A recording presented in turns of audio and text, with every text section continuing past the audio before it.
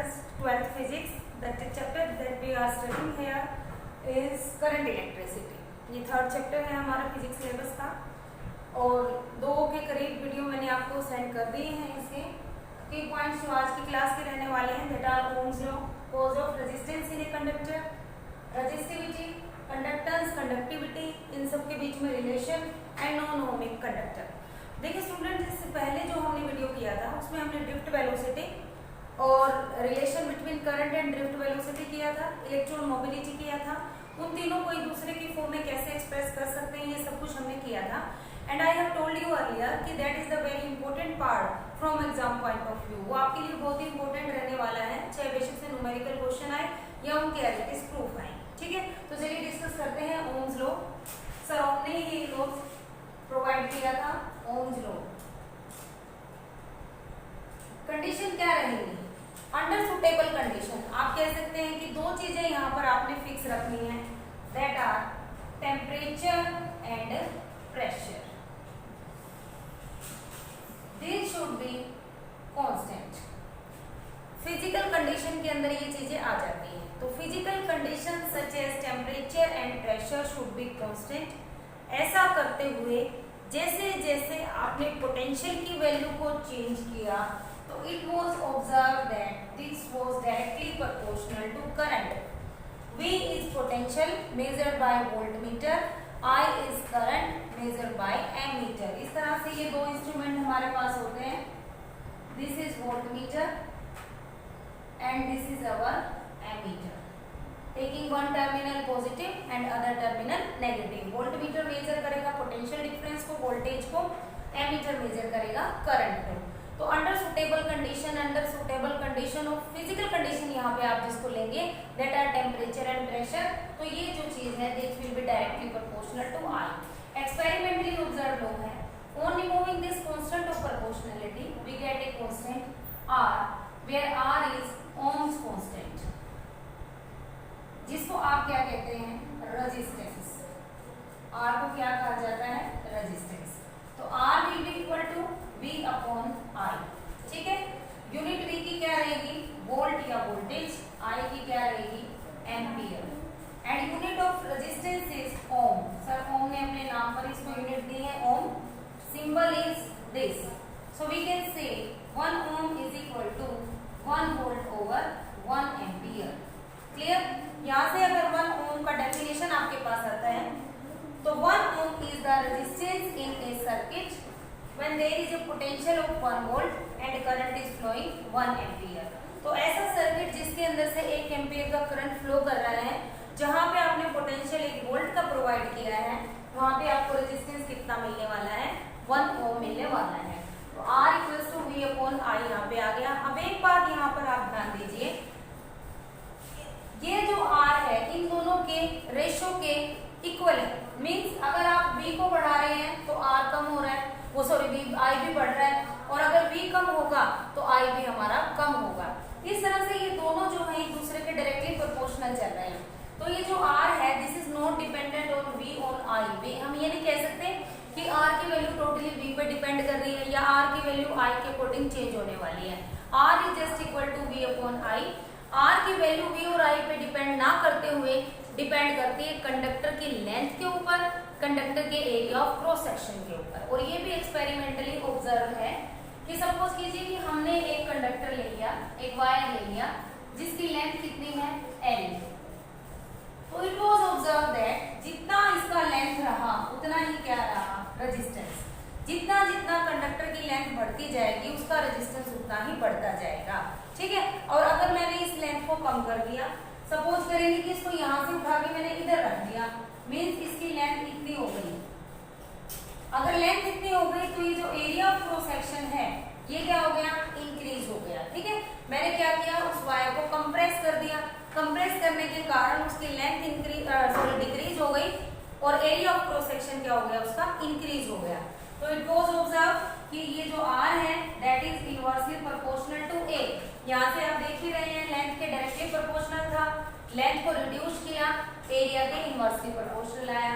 अगर मैं इन दोनों को कंबाइन कर देती हूँ तो equation will become R directly proportional to L by A।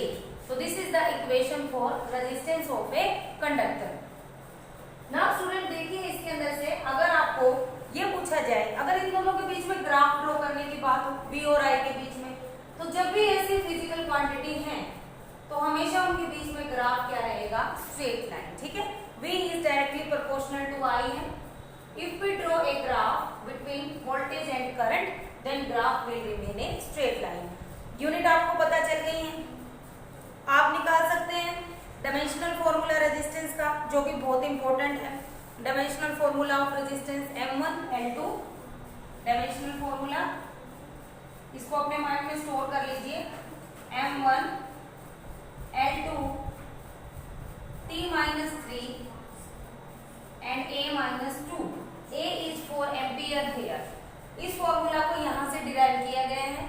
ये वैल्यू कैसे आई है, V क्या होता है, E अपॉन में L, जो भी है ये E इंटू L या E अपॉन L, इसको आप चेकआउट भी कर सकते हैं कि पोटेंशियल क्या होता है।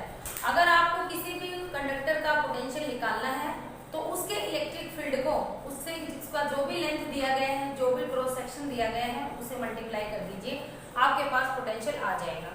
उसके अलावा देखिए यहाँ पर area, this is current, this is not area, ये करंट है, तो करंट को हम एम्पियर से शो करते हैं। तो आई होप के रेजिस्टेंस का फॉर्मूला आप यहाँ से इजीली डिराइव कर सकते हैं, dimensional formula of resistance. Now the question arise कि what is the cause of resistance in a conductor. किसी कंडक्टर के अंदर रेजिस्टेंस के आने का कारण क्या होता है। देखिए जब भी कंडक्टर को किसी वोल्टेज से जोड़ा जाएगा, किसी पोटेंशियल से, किसी बैटरी से जोड़ा जाएगा, तो बैटरी क्या प्रोवाइड करती है, बैटरी उसको एक एनर्जी प्रोवाइड करती है, एक इलेक्ट्रिक फील्ड प्रोवाइड करती है।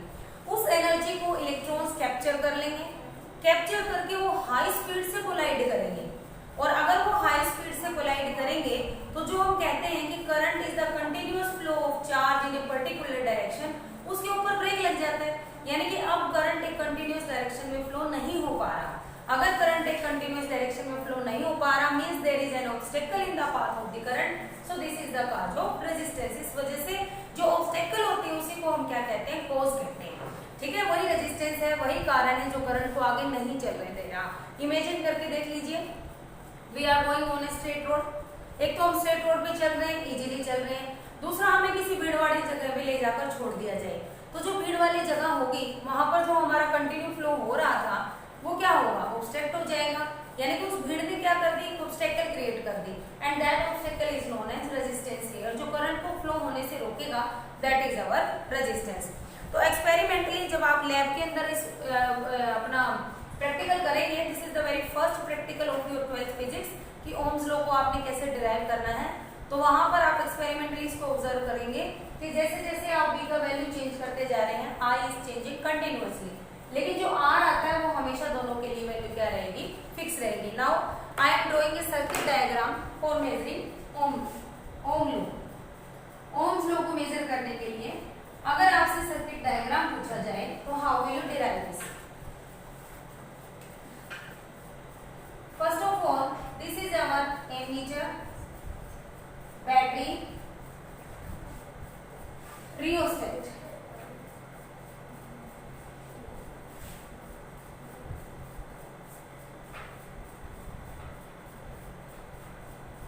रेजिस्टेंस, वोल्टमीटर, इस तरह से इनके कनेक्शन है।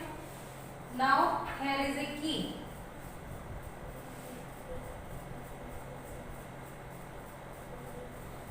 This is the apparatus for measuring Ohm's law. You can say this is a resistance between terminal X and Y.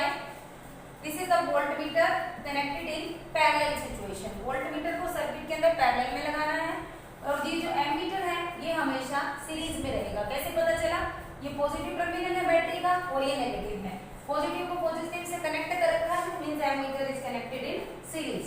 This is the RH, ये रियोस्टेट बॉक्स होता है, और ये की है सर्किट को ऑन ऑफ करने के लिए, की या प्लग का आप यूज कर सकते हैं।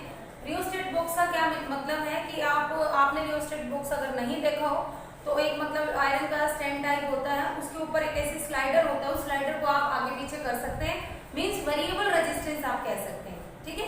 वेरिएबल रेजिस्टेंस होगा जिसको आप क्या कह सकते हैं यहाँ पर, रियोस्टेट। तो इस डायग्राम को, इस सर्किट को जब आप ऑब्जर्व करेंगे, अपनी रीडिंग्स कैलकुलेट करेंगे, तो यू विल फाइंड कि ऑलवेज जो v अपॉन आई रहेगा that is always constant and equal to r। ठीक है, तो इस तरह से आप ओम्स लॉ को अपनी लैब के अंदर क्या कर सकते हैं, वेरीफाई कर सकते हैं। Now we were doing this formula r directly proportional to l upon a। If we remove this constant of proportionality, we get another constant, that is rho. And what is rho? Rho is resistivity. You can say it resistivity or specific resistance of a conductor. Specific resistance. आप इसको resistivity भी कह सकते हैं और specific resistance भी कह सकते हैं। Rho, ये जो rho है, this does not depend upon the dimension of the ये डायमेंशन के ऊपर डिपेंड नहीं करता कि कंडक्टर का क्या लेंथ है, क्या एरिया ऑफ क्रॉस सेक्शन है। अगर आपको ध्यान हो तो मैंने कल मतलब जो लास्ट वीडियो है उसमें आपको रेजिस्टेंस के बारे में एक एक्सप्रेशन प्रोवाइड करवाया था कि रेजिस्टेंस की वैल्यू आई थी R equals to ML NE² A tau. और यहाँ से मैंने आपको क्लियर कहा था कि R और L डायरेक्टली प्रोपोर्शनल, R और A इनवर्सली प्रोपोर्शनल। अब यहाँ ये जो दो फैक्टर बचे हैं n and tau, these are related with rho. r का रिलेशन टेम्परेचर के साथ है, नो डाउट, ये भी हम आगे एक्सप्लेन करेंगे। Now what is the relation of rho? अगर आप r और रो की बात करें, if l equal to 1 metre and area equal to 1 metre square, अगर ऐसा हो जाए तो r किसके इक्वल रहेगा, रो के इक्वल रहेगा। ठीक है, मींस रेजिस्टिविटी और कुछ नहीं है, this is related with resistance. कैसे? अगर हमारे पास 1 मीटर लंबा वायर है जिसका area of cross section 1 square metre है, तो उसकी रेजिस्टिविटी और उसका रेजिस्टेंस दोनों क्या रहेंगे, इक्वल रहेंगे। ठीक है, जैसे कि आपको किसी बुक में दिया हो कि रेजिस्टिविटी ऑफ कॉपर ले लीजिए, सपोज कीजिए that is 2.3 ohm metre. Ohm metre what, resistivity की यूनिट है। ओम मीटर क्या है, unit, unit of resistivity is ohm metre. आप यहाँ से निकाल भी सकते हैं ओम मीटर, इसका यूनिट कैसे है देख लीजिए। Rho is equal to R A upon L. Rho is ohm, metre square over metre, 1 metre cancel हो जाएगा, ohm metre, this is the unit of resistivity. तो अगर रेजिस्टिविटी मान लीजिए कॉपर की हमें इतनी दी गई है, तो इसका मतलब क्या है? इसका मतलब ये है कि अगर आपने 1 मीटर कॉपर की लेंथ लिया हुआ है तो उसका रेजिस्टेंस कितना होगा, 2.3 ओम होगा। ठीक है, तो रेजिस्टिविटी का डायरेक्ट रिलेशन रेजिस्टेंस के साथ है। From this formula I want to say कि R और रो अगर इक्वल हो जाते हैं, R और रो जिसमें ये दोनों 1-1 हो चुके हैं, तो यहाँ पर E क्या है, चार्ज ऑन इलेक्ट्रॉन, जो कि हमेशा फिक्स रहेगा। मास के बारे में भी आप कह सकते हैं, बचे n और टाउ। तो यहाँ से आप सजेस्ट करेंगे कि रो जो है इनवर्सली प्रोपोर्शनल है किसके, n के और टाउ के, जहाँ पर n क्या है, number density of electron, and tau is temperature और we can say relaxation time. यहाँ पर आप टाउ को रिलैक्सेशन टाइम कह सकते हैं।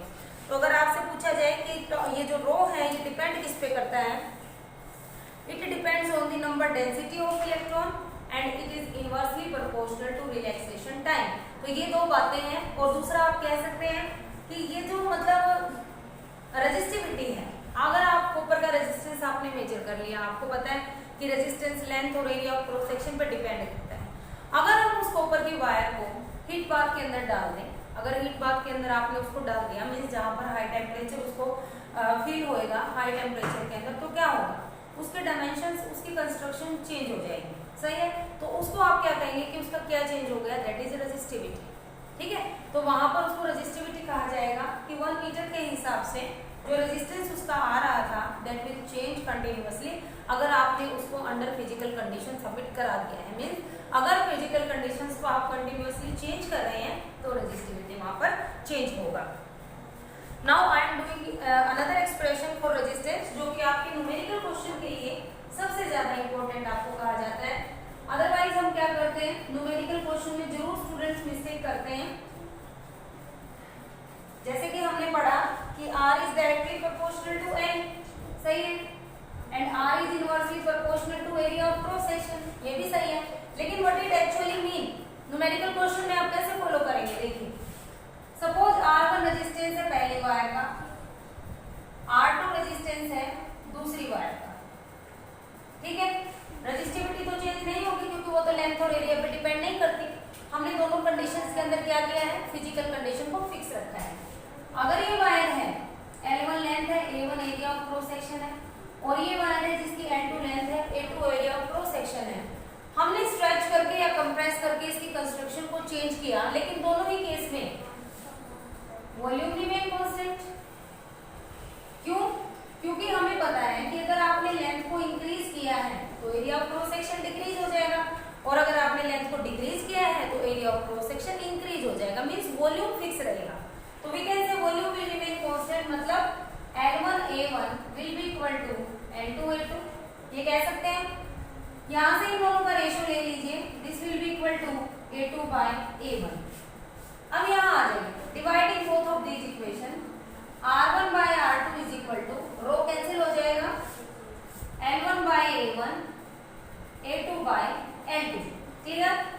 L1/L2 मैंने एज इट इज रखा, और A2/A1 की मुझे यहाँ से वैल्यू चाहिए, दैट इज L1/L2, और वी कैन से L1/2/L2। यानी कि R1 डायरेक्टली प्रोपोर्शनल L1² है, R2 L2 के प्रोपोर्शनल है, तो इससे रिलेशन ये आएगा न्यूमेरिकल क्वेश्चंस के लिए जो एप्लीकेबल होगा। क्लियर? दूसरा देख लीजिए, R1/R2 L1/L2, आपके पास था A2/A1, ये था।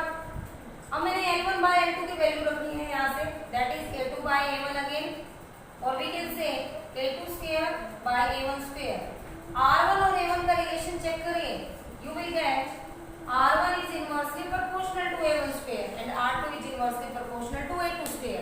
यानी कि अगर आप एरिया ऑफ क्रॉस सेक्शन को डबल कर देते हैं, एरिया ऑफ क्रॉस सेक्शन को डबल कर देते हैं, यानी कि 2 था, 2 से आपने उसको 4 कर दिया, तो आपका रेजिस्टेंस क्या हो जाता है, 1/4 हो जाता है। ठीक है, यानी कि अगर आपने R1 और A1 को डायरेक्ट इन्वर्स कर लिया है तो आपका क्वेश्चन वहां पर गलत होने के पूरे चांसेस हैं।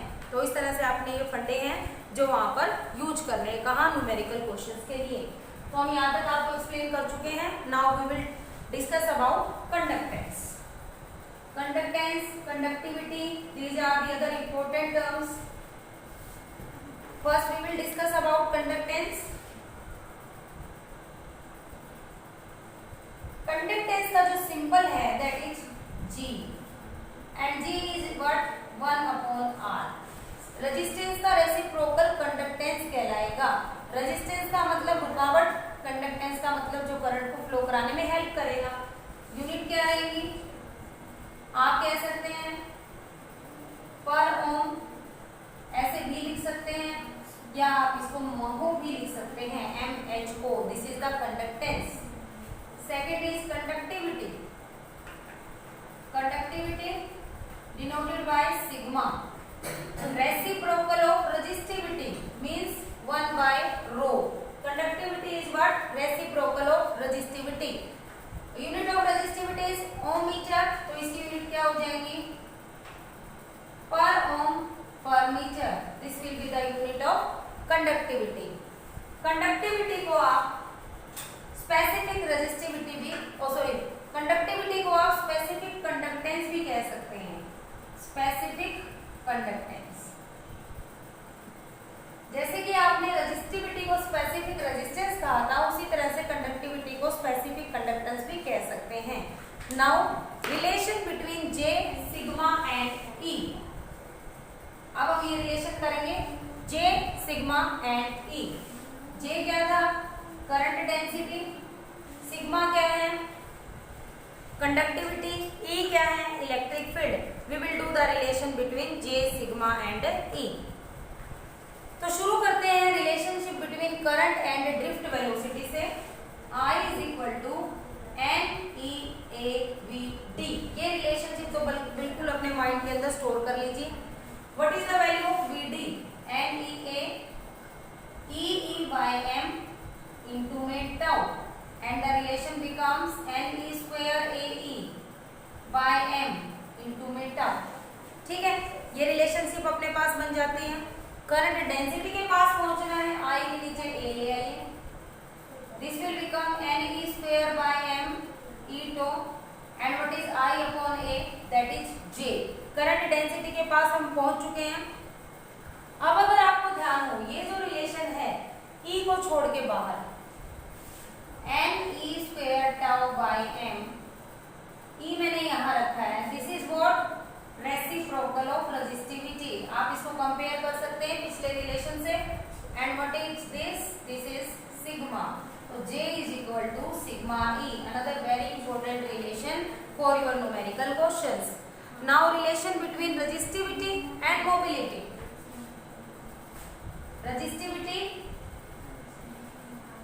रजिस्टिविटी का सिंबल क्या रहेगा? Rho and mu. Mu means mobility. इसके लिए भी डायरेक्ट रिलेशन आपने उठाना है, I इक्वल्स टू NEAVD। अगर मोबिलिटी ध्यान हो तो VD अपॉन E था, यहाँ से VD की वैल्यू निकाल लीजिए, NEA म्यू इंटू E। हमें रिलेशन निकालना है रजिस्टिविटी और मोबिलिटी के बीच में, I अपॉन A यहाँ से निकाल लीजिए, NE mu into E। I upon A क्या होता है? J, और J क्या होता है? Sigma E।